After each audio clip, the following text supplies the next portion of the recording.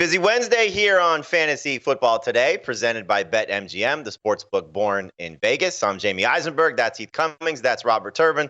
Little different setup for me and Heath today as we're getting set to prepare for Hurricane Milton. Obviously, our thoughts and concerns and prayers are all with everybody that's going to be impacted by the storm. So hopefully everybody can stay safe, and we'll give you a little bit of relief with some fantasy football talk for the next hour. Lot to get to around the NFL as we have some news and notes rolling in, some practice reports already happening, and found out today that Nico Collins, for example, is going to be placed on injured reserve. But he got a big story on Tuesday that the Patriots are making a quarterback change. They're going to Drake Maye, give the rookie his first NFL start against the Houston Texans, again, minus Nico Collins. So, Robert, when you hear that news that Drake Maye is starting, does that change anything for this Patriots offense? They've clearly struggled under Jacoby Brissett, but now this is their future, hopefully their present as well. What do we expect to see from Maye taking on a tough Houston defense? If you like Maye and you want to stash him on your bench, why not? I mean, he could explode in the way Jaden Daniels has. I don't think he has the supporting cast to do so, but you just never know. That's why you play the game. As far as the skill positions are concerned, you're still going to get good production from Ramondre Stevenson in that backfield for the most part. But I wouldn't, bet my chips on, Jalen Polk and some of those guys out wide. Hunter Henry, I know, has had some good games this season, but we don't know how well Drake Maye is going to go to his tight end. So I'd be very wary of, investing a lot of my stock into the Patriots right now, roster-wise. Yeah, I think there's more hope for the wide receivers, Demario Douglas, Jalen Polk, later in the season. Those are guys that I am more, and maybe even Kendrick Bourne. I hope not. I hope it's the young guys. That's what we'd like to see, is Drake Maye and the young guys. But it's not going to come this week against the Houston Texans. It's not someone I'm looking to add probably in a 12-team league unless it's a little bit deeper 12-team league. And then I will stash those guys and hope that, we get a month of Drake Maye starting. We find out who his favorite wide receiver is.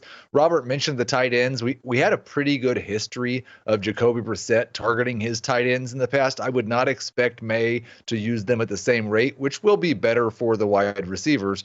But this is still an awful offense, a terrible offensive line. It's really hard to believe that anybody becomes a must-start player.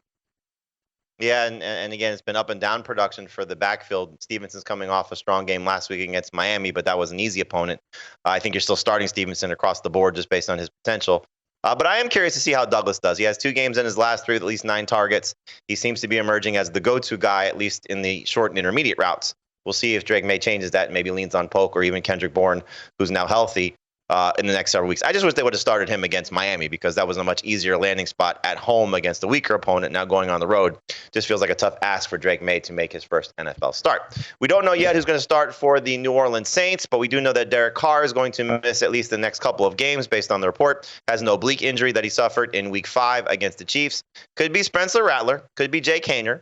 Robert, again, I'll start with you. Looking at this offense and some of the changes that we may see, what do we expect without Carr there? What does it mean for Chris Olave, Rashid Shaheed, Alvin Kamara? They got 3 pretty prominent fantasy options. Yeah, those guys, I think their numbers are going to drop, except for Alvin Kamara. I think Alvin Kamara is probably going to be even more prominent in this offense than he already is because they're going to be leaning on him a lot to make plays now that Derek Carr is injured. But I do think it depends on who starts at quarterback for the New Orleans Saints to sort of keep your hopes up for Chris Olave and Rashid Shaheed. I think that Spencer Rattler is a guy who can get the ball down the field a little bit more than Jake Haener can. And so if Haener starts, obviously you're going to keep your stock in Alvin Kamara. You may want to bench these guys, Shaheed and Olave, if you have them on your team. But I think Spencer Rattler would give me a little bit more hope that those wide receivers can still be productive.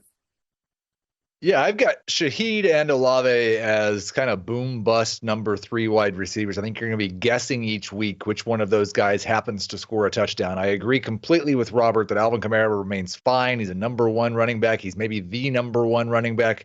Doesn't matter who starts at quarterback. But there is one guy who could play at quarterback a little bit more now, and let's see if Taysom Hill gets healthy, because if we do get a healthy Taysom Hill, then I think he probably becomes a must-start tight end. I would expect a bigger role from him. This has been one of the most run-heavy, if not the most run-heavy offenses in the NFL. And if we get a chance for them to play Taysom Hill 10, 15 snaps a game in that quarterback wildcat spot, we may see them go 60% run heavy, which would be awful for Olave and Shaheed. So start Kamara, probably start Hill if he's able to get back. Only start Olave and Shaheed if you absolutely have to. Yeah, I think Taysom playing quarterback, though, for whatever packages, is bad for Olave and bad for Shaheed. But yes, it would be good for his value because he would get those chances to run the ball. I'm with you, Robert. I want to see Spencer Rattler. I think he has just the kind of YOLO mentality of just let's chuck the ball down the field, throw the ball into some tight windows, make some plays happen, where we even see Derek Carr struggle with that at times, which is why Chris Olave fantasy managers have been a little bit frustrated, especially in that game against the Chiefs. Let's talk about a running back here that is not playing in week 6, and who knows when he will return. Aaron Jones suffering a hip injury in the game for the Vikings against the Jets in London. The reports are week to week, and we know that could be anything from just the bye week, he's back in week 7, or it could be multiple weeks, as we're now finding out with Nico Collins, for example, who was deemed week to week at the start of this week. So when you look at Ty Chandler stepping in, and you look at how this backfield is operated, do you have faith in Chandler to be a starting fantasy running back while Jones is going to miss some time? Well, I think you're going to have to. Now, I would only start him if you absolutely have to, if he's on your roster. But the good thing is that you know he's going to get the carries now. You know he's going to get the opportunities. And we've seen him flash at times over the course of his career. If you don't have anyone else, I wouldn't hesitate to put him in my starting lineup. Yeah, I'm going to view this as more of a week-to-week situation. We've seen Kevin O'Connell is really fond of going super pass heavy in the right situation. This might be the right situation, especially when they come out of the bye and they face a Detroit defense that's so much better against the run than they are the pass. Against Detroit, I might be thinking about starting Jordan Addison, hopefully starting TJ Hawkinson if he's able to get back, definitely starting Sam Darnold and trying to stay away from Ty Chandler. But if we see Aaron Jones miss several weeks and we get to week 8 and it's a game against the Rams, then I think maybe you can start Ty Chandler. He's more likely going to be in that flex conversation, and don't be surprised if the Vikings pass even more until Aaron Jones comes back. Yeah, he did not run well against the Jets, but that's a tough run defense, and asking him to come in that spot, not the most ideal situation, but did do well last year when he stepped in for Alexander Mattison. So hopefully we get some positive moments, but more of a flex play for Ty Chandler moving forward. But just pick him up just to see what happens. Again, you don't know how long Aaron Jones is going to be out. We do have a situation to keep an eye on in Pittsburgh because Russell Wilson now practicing in full. Mike Tomlin still leaning toward Justin Fields as his starting quarterback. Heath, I'll start with you on this one. I know you've been sort of fond of Russell Wilson, at least in the preseason. Fields has had some good moments with George Pickens, good moments with Pat Freiermuth. Who knows what's going on with Pickens right now and his attitude and approach. But if Wilson does take over at some point, does that just make the stock that much higher for Pickens and Freiermuth because he'll be a little bit more of a polished passer, even though, again, Fields has done well through the first part of the season at the quarterback spot? Yeah, I think it's pretty easy. It's just if Justin Fields starts, he's a better fantasy option than Russell Wilson is because of what Fields does with his legs and the way he gobbles up fantasy production. If Russell Wilson starts, it's better for literally everyone else. It's bad. I'd like it more for Najee Harris. I'd like it more for Pat Freiermuth. I'd like it more for George Pickens. I'd like it more for the Steelers' chances to win. I would not necessarily rank Wilson as a starting quarterback, but it would be a boost for everyone else. Maybe George Pickens would even be in a better mood and run a little better routes. I do think that it improves the stock for George Pickens because the type of thrower that Russell Wilson is, he wants to get the ball outside the hash marks and he wants to throw the ball down the field, as opposed to Justin Fields kind of wants to keep things sort of in the middle of the field. That's why you saw more production from Freiermuth. I don't know if Russell is the type of quarterback that actually uses his tight ends a lot more. He likes to attack the edges there. And so George Pickens, not the best production so far this season, but I think with Russell Wilson, his stock certainly rises. I don't think it changes much for anybody else. I will say this, Robert, because we did see from Russ, and you know this firsthand, he didn't necessarily throw to his running backs a lot in Seattle. He did that a better job in Denver based on the system that they use with Sean Payton. Hopefully, Arthur Smith's system allows Russ to throw to Freiermuth because they don't have a lot else in the passing game, and Freiermuth is starting to come on the last couple of weeks under Justin Fields. So I think the target share would still be there, but I get your point. It's not something historically that he has done during his time in Seattle. Just yes or no, would you both be actively looking to acquire George Pickens now to try to get ahead of the news and maybe his best days are in front of him? I put in a trade for George Pickens just about 30 minutes ago. So yes. There you go. I certainly would be trying to buy low. He was like a 5th round draft pick on draft day. Buy a little lower than that. All right, so we'll see how he feels about his game this week. But yeah, the what we saw against Dallas was not fun to watch. George Pickens and Mike Tomlin having to address it with the media. A couple other news items before we get to Thursday night preview. Khalil Shakir not practicing on Wednesday as of now. Just keep an eye on that, but dealing with the ankle injury that caused him to miss week 5. Again, Nico Collins going on injured reserve, so he's going to miss the next 4 games. And Malik Neighbors, according to Brian Dable, still in the concussion protocol, so who knows if he'll be able to get out for this fun matchup for him. Taking on the Cincinnati Bengals in week 6. Just something to keep an eye on there. So go pick up Darius Slayton if you're still making your waiver moves on Wednesday. All right, Thursday night, we got the Seahawks and the 49ers.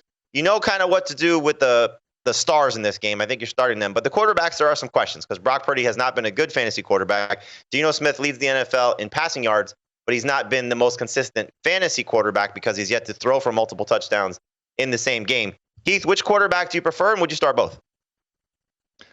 They're both startable, both top 15. I've got Purdy actually inside of the top 10. He's not been a good fantasy quarterback, but for the second year in a row, he does lead the NFL in yards per pass attempt. We just see that his TD rate, 3.8%, about half of what it was his first 2 years in the league. So both these guys do for some positive touchdown regression. Hopefully they get it in this game. There's definitely some injuries on the defensive side of the ball for the Seattle Seahawks.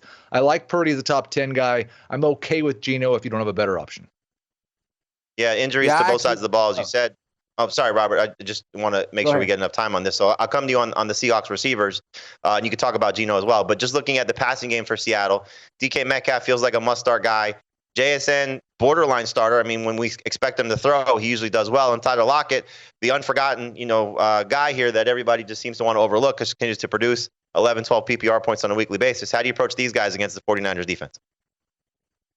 Well, it's interesting because, you got to deal with Nick Bosa, and the offensive line for Seattle has been consistent. So you got to question, is Geno going to have the time to get the ball to these guys? But, he's done pretty well. I have Geno in my fantasy.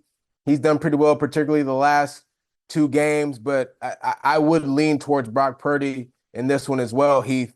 But they've been inconsistent in their passing game. So I'd go Brock Purdy over Geno in this one.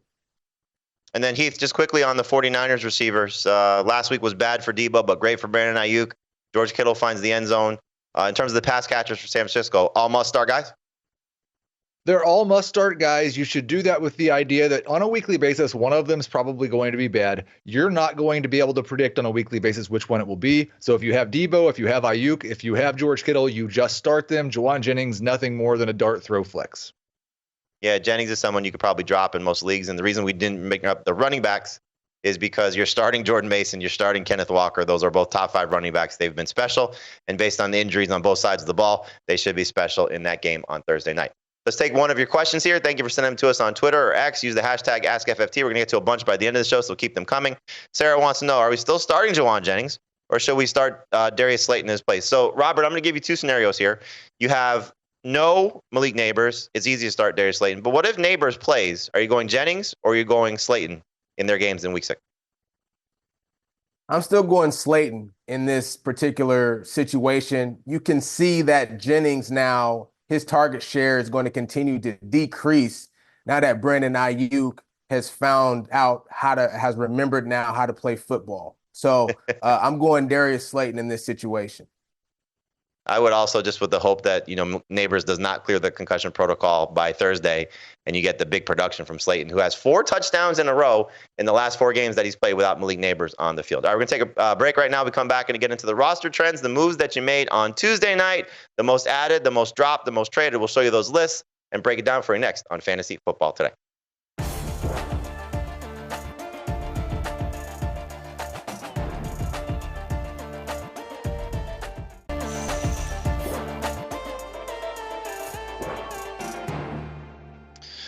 Welcome back to Fantasy Football Today, presented by BetMGM. I'm Jamie, that's Heath, that's Robert. We're taking a look at the roster trends from the moves that were made on CBSSports.com leagues on Tuesday night. And again, a lot of leagues run waivers on Wednesday and even Thursday. So take a look at what these lists look like and how they can impact the moves you might be making for your own particular leagues. Let's start with the most added list, and you're going to see a lot of DSTs on this list. Remember, 4 teams are on a bye.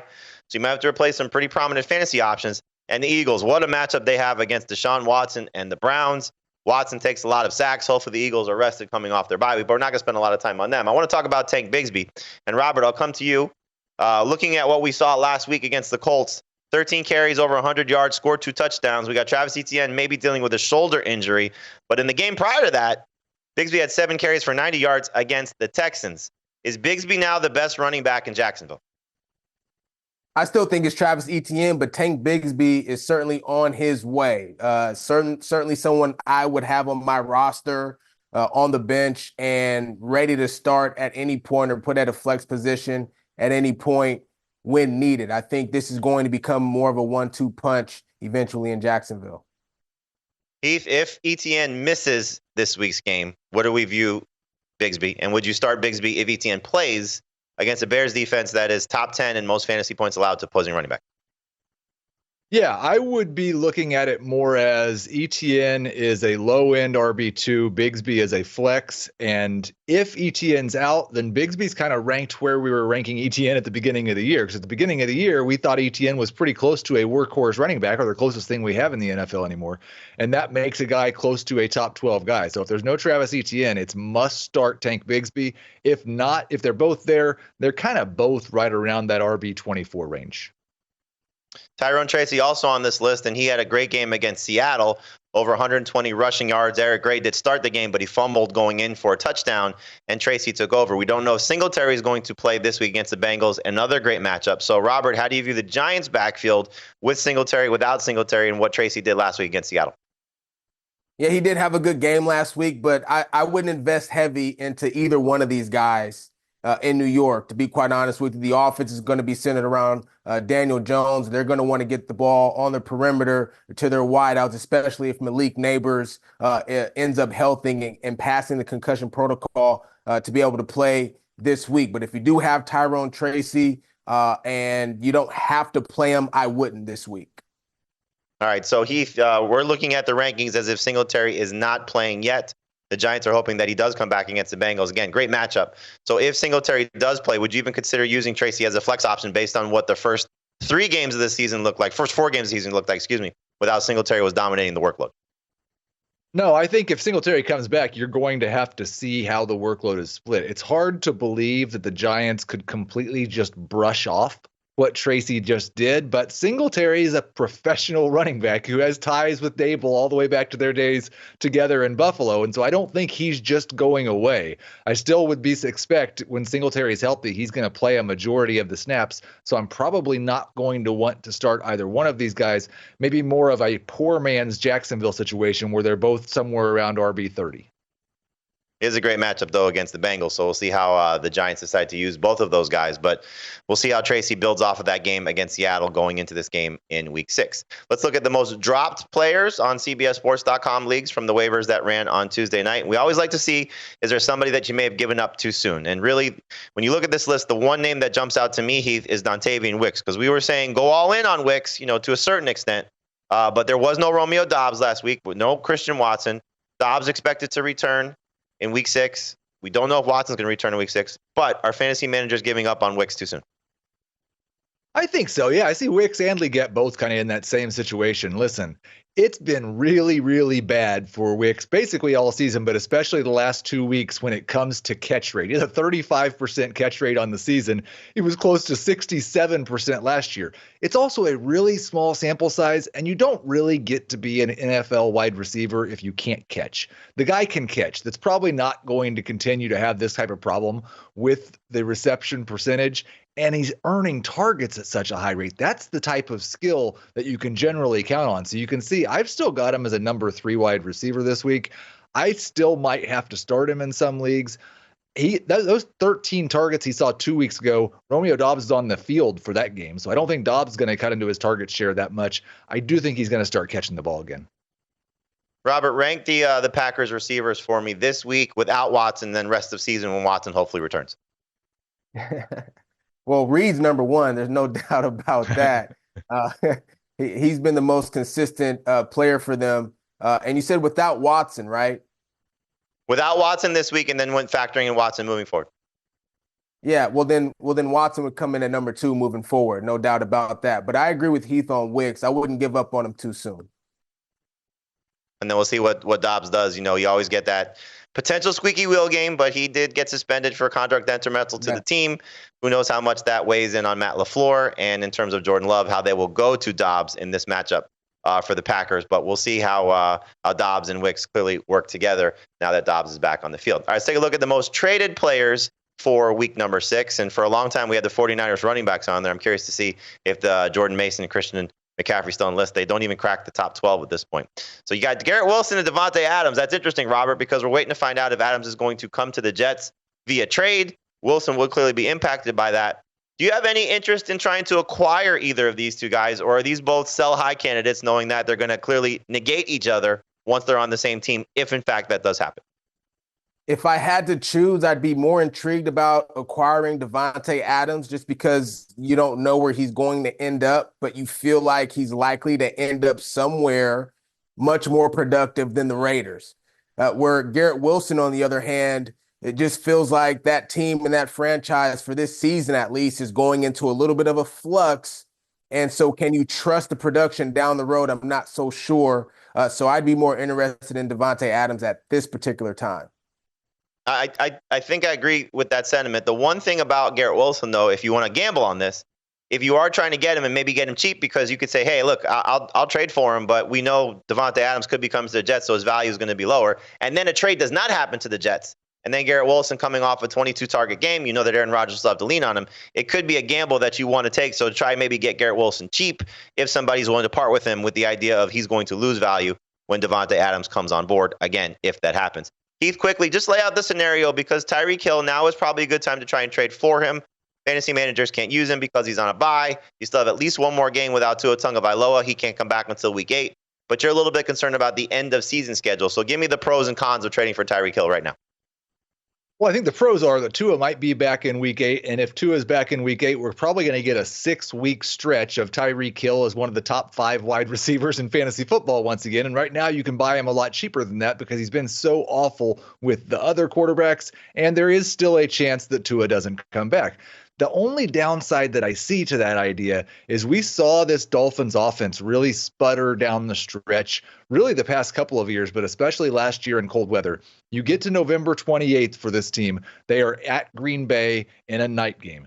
Then they have games against the Jets, the Texans, the 49ers, all very good defenses. And in the fantasy championship, they're at Cleveland. I don't know if there's any place in the NFL where we get worse weather late in the season than in Cleveland. I'm not going to be super excited about Tyreek Hill winning me championships with that type of schedule at the end of the year. It's definitely something to consider. But obviously, if you get that 6-week stretch of Tyreek Hill being Tyreek Hill, you would take it if you don't have to give up much to acquire him. So keep that in mind if you are trying to trade for Tyreek right now. Let's take one of your questions. Again, use the hashtag AskFFT so we can find you on Twitter or X and get those answers that you need to get those lineups right. So Mary MacMan wants to know, should I trade Brian Robinson Jr. for Deontay Johnson and Zach Moss in half PPR, and they have Chase Brown? So Heath, would you be trying to trade Brian Robinson Jr. for Deontay Johnson and Zach Moss? You know, if this was a full PPR league, I'd be a little bit more excited about it. Deontay Johnson, and he's coming off the bad game. I'm not going to hold that against him too much. But Deontay Johnson's value is quite a bit different in full PPR versus half PPR, because his best attribute is how many targets he gets, how many catches he gets. And I don't actually love the idea of pairing up Moss with Chase Brown, because it kind of limits my upside a little bit. I think I would just hold on to Brian Robinson. All right, so we'll see how Robinson, coming through that knee injury, thankfully played last week. Tough matchup against the Baltimore Ravens in week number 6. We'll see if that backfield is going to be impacted between Robinson and Eckler. And we're going to talk about some other backfields coming up here on Fantasy Football today. We're going to pick Robert's brain on some of the guys that may be trending up, trending down, and some trade thoughts on some running backs. That's next here on FFT.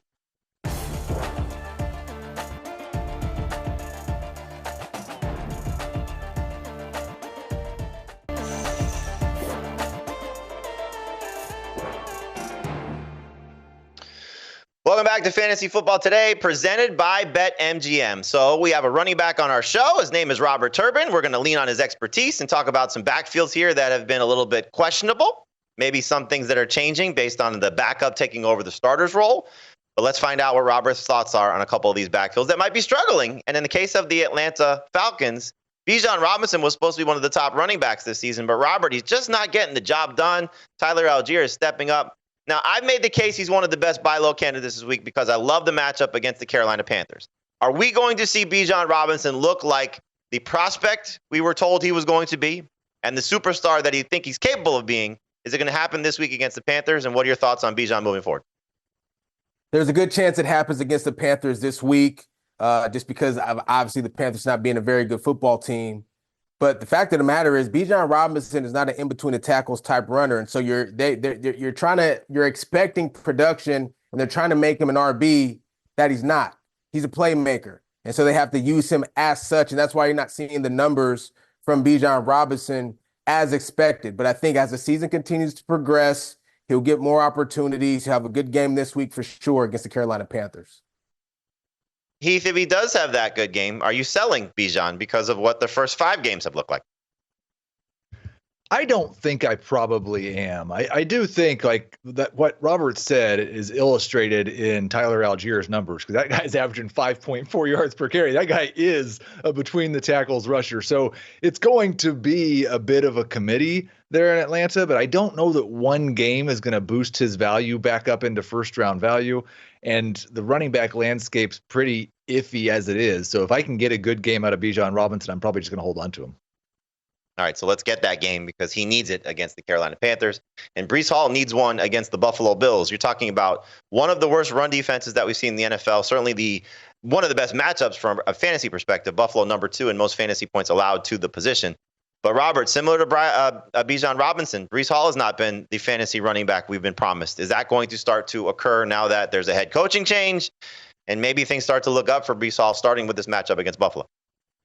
Well, I certainly hope so. You know, the difference between Bijan Robinson and Breece Hall is at least the Falcons try to give the ball to Bijan on a consistent basis, where the Jets just go into every single game with an identity crisis, forgetting that Breece Hall put this team on his shoulders, at least the offense on his shoulders, all season last season. But now that they got the old man coming back playing quarterback, they've seemingly forgot how to call the plays that pertains to running the football with Breece Hall.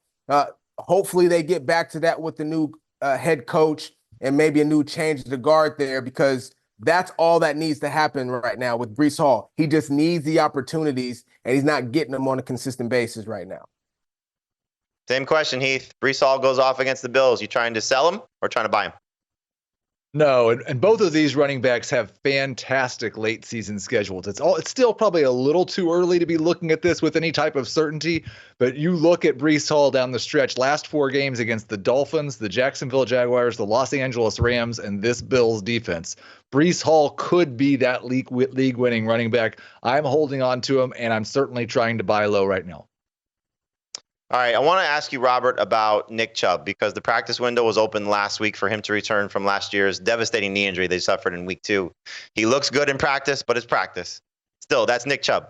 So what kind of player are we getting in Nick Chubb once he is eligible to return, which could be this week's game against Philadelphia? I think you're going to get an RB1 type player.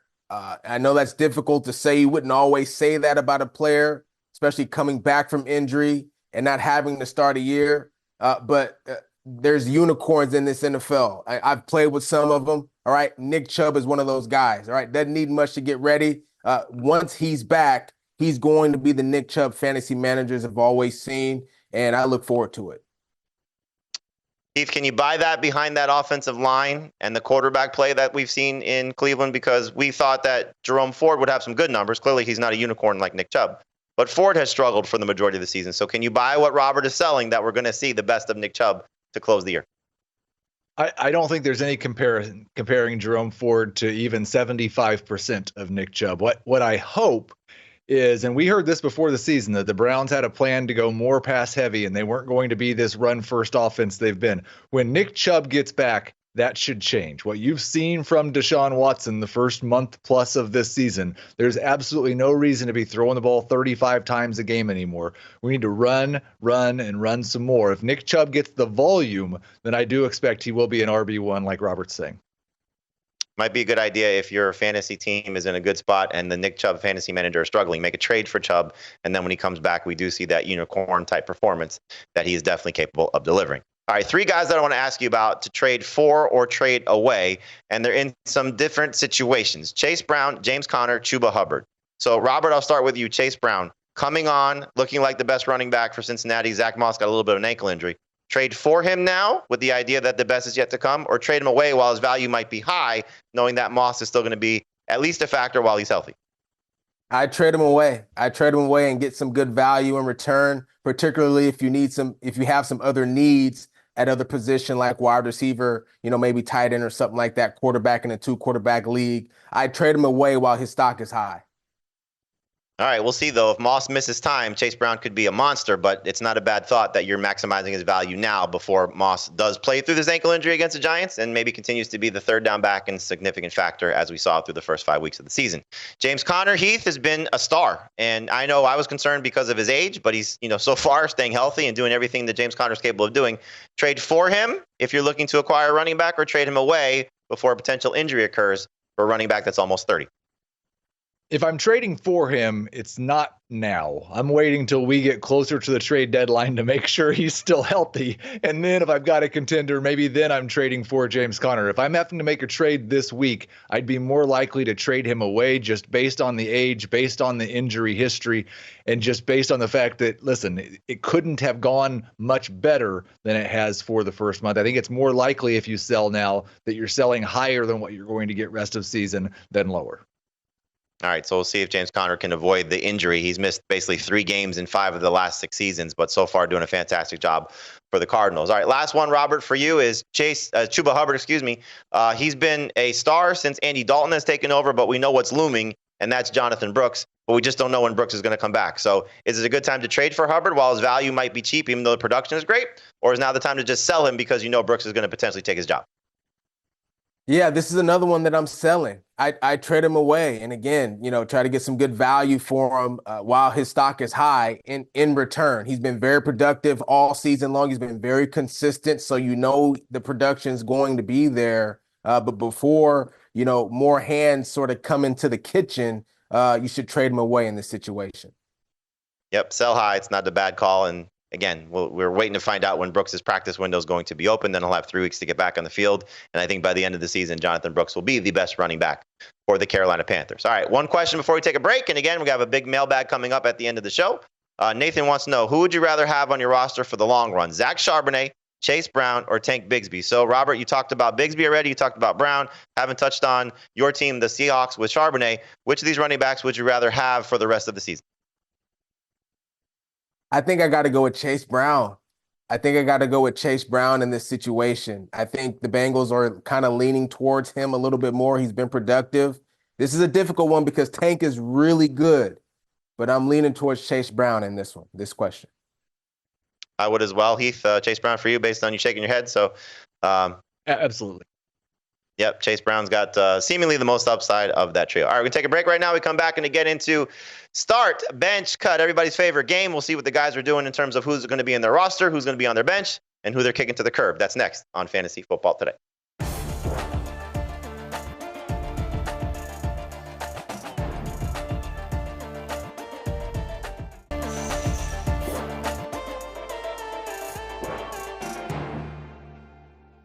Welcome back to Fantasy Football Today, presented by BetMGM. We're playing everybody's favorite game right now, start, bench, cut. I'm going to give the guys 3 players. They're going to say this is someone that they want in their lineup, this is someone they want on their bench, or unfortunately, this is someone they may have to cut because they got to make a tough call. But really, it's just a game, so they're not cutting these guys because they're too good of players. So let's start with the first trio of options that we have. It's at the quarterback position: Dak Prescott, Josh Allen, and Kyler Murray. I don't think anybody thought that Allen would be in the conversation with these 2 guys, but here we are. Prescott gets the Lions, Allen gets the Jets, Murray gets the Packers. Robert Turbin, who you starting, who you benching, who you cutting? I'm going to start Josh Allen just because he's a playmaker. I know he struggled the last couple weeks, but I'm still starting Josh Allen. I got Dak Prescott on my bench, and get Kyler Murray out of here. He's getting cut. So I agree with the Kyler Murray getting cut part, and I think that is the less controversial thing I'm about to say. I'm starting Dak Prescott. I don't have Josh Allen ranked as a top 8 quarterback. This is an awful matchup. The Jets pass defense, they haven't played a lot of good quarterbacks, but they've been very good basically for the last 3 or 4 years. And now we've got this whole new coach bounce we're going to get for 1 week. And Josh Allen's averaging 180 passing yards per game. This offense is not working. I am benching Josh Allen for Dak Prescott. I am as well, but I think just make it clear. In most cases, Heath, we're not sitting Josh Allen. Just if we had a Dak Prescott on our team, we would start Dak over Josh Allen. We're not going to the waiver wire for Joe Flacco over Josh Allen. Well, no, but Kirk Cousins was available in 35% of leagues, and I would start Kirk Cousins over Josh Allen. All right, so Allen, not the typical top 3 quarterback that we tend to see, but Robert has faith. Hopefully Khalil Shakir does get back out there again, missing practice on Wednesday with that ankle injury. Let's talk about a trio of wide receivers now. We got Darnell Mooney, Wan'Dale Robinson, and Mike Evans. So 2 guys who are as hot as you can find in the NFL, and Mooney and Robinson, and Evans has been fairly consistent this season, but he's had some up and downs, and we know what the history is against the Saints and Marshawn Lattimore. So Heath, I'll start with you first. Mooney, Robinson, Evans, start, bench, cut. This is absolutely impossible because we don't know for sure if we're going to get Malik Neighbors this week. So here's what I'm going to tell you, though. I know that I am benching Mike Evans. I want Mike Evans on my roster. I don't particularly want to start him this week. I think I'm going to start Darnell Mooney because I expect that we're going to get Malik Neighbors back at some point, hopefully, and that would mean cutting Wan'Dale Robinson. But if there's no Malik Neighbors, then I'll start Wan'Dale Robinson and I'll cut Darnell Mooney. But I'm definitely benching Mike Evans so I can have him on my team for next week. Even without Malik Neighbors, even if Malik Neighbors is not playing, Wan'Dale Robinson is getting cut in this situation, okay? First of all, I don't trust anything that goes on with the New York Giants anyway, okay? Darnell Mooney is an actual prevalent part of the Atlanta Falcons offense. He's starting, and Mike Evans is going to be on my bench. It's a tough one because, you say that, Robert, and I think that's a lot of people's perception because going into this week, despite what Robinson has done, still 64% rostered. He should be 64% started. This guy's been a PPR star, and what we see from him from a target perspective, when Neighbors is there, he's getting more targets than some number 1 guys on a lot of teams. That's just how much Daniel Jones is leaning on him. Now, the projected totals for the season, he's over 100 catches, but about 600 yards, so you know what you're getting. You're not getting a superstar in terms of a yardage perspective, and while he does have 2 touchdowns, he's not going to score a lot. But I will also cut Wan'Dale Robinson simply because, like Heath, I don't want to cut Mike Evans. There's too much potential moving forward. And I do think Darnell Mooney, as you both alluded to, has just been a very quiet superstar in this Falcons offense. And Kirk Cousins starting to get healthy. That's fun to see. Next trio of wide receivers that we got, Jalen Tolbert, Josh Downs, and Rashid Shaheed. So we told you that Shaheed's got the quarterback concern, that Derek Carr may be out for multiple weeks with the oblique injury. Downs also has a quarterback concern. But for this purpose, we're going to say Joe Flacco is the starter. And Jalen Tolbert stepping in for Brandon Cooks. So Robert Turbin, start, bench, cut. Tolbert, Downs, Shaheed. Yeah, this is great. I'm starting Josh Downs, particularly because Flacco is starting at quarterback. I'm going to keep Rashid Shaheed on my bench because of the production that he's had so far this season, although obviously Derek Carr is going to be out a little while, and I'll cut Jalen Tolbert in this situation. I agree with what Robert said based on the information that Jamie's made up and given us. Downs is the starter, Shaheed is the bench, Tolbert is the cut. I will say that if Anthony Richardson starts and Jake Haener starts, then I think Jalen Tolbert's actually the best one of this group this week. I agree. Yeah, he absolutely might be. Got 10 targets, 7 catches, and looked like a guy that Dak Prescott was leaning on and may continue to lean on in a great matchup against the Detroit Lions. So just keep an eye on what happens at the quarterback spot mostly for Josh Downs, because I think we know it's a downgrade with Derek Carr not being there, whether it's Rattler or Haener. But clearly Josh Downs benefits in a big way if Joe Flacco does start. Trio of tight ends that we got here. Kyle Pitts coming off a great game last week against the Bucs. Sam Laporta has been struggling so far to start the season, coming off a bye week. And Dalton Kincaid, once again, may be a go-to option against the Jets because, once again, we may not have Khalil Shakir. So Heath Cummings, start, bench, cut. Kyle Pitts, Sam Laporta, Dalton Kincaid. So I'm starting Kyle Pitts. I think the Falcons are going to score a bunch of points. Everybody scores a bunch of points against the Panthers. I'm still faking Sam Laporta's ranking. So like he projects as the number 20 tight end this week, hasn't had a double-digit fantasy point game all year, but I'm pushing him up in the rankings. There's no way I'm cutting him. I'll bench Sam Laporta, and you can cut Dalton Kincaid. You can find Dalton Kincaid's 7.5 fantasy points on the waiver wire. I agree 100% with Heath in this situation. Okay. I'm going to start Kyle Pitts this week. Everybody has success against the Carolina Panthers, but there's no way I can let Sam Laporta go. Okay. I just have too much faith in him. Dalton Kincaid, on the other hand, I'll send to the waiver wire. I just hope for both Laporta and Kincaid they get going this week. It looks like Kincaid may benefit without Shakir. I don't want to say number one option, but may benefit once again without Kincaid. They had a bad drop in the game against the Texans, but I think a little bit an easier matchup from the secondary facing what the Jets look like right now, certainly in the middle of that defense. And I do think that Sam Laporta, this has got to be something the Lions fixed after their bye week. So we'll see if they take advantage of this Cowboys defense with getting Laporta going. But Jameson Williams' emergence has been a problem for Laporta so far. All right, we're going to take a break right now. We come back. It's all your questions. So thank you for sending them to us using the hashtag AskFFT. That's next here on Fantasy Football Today.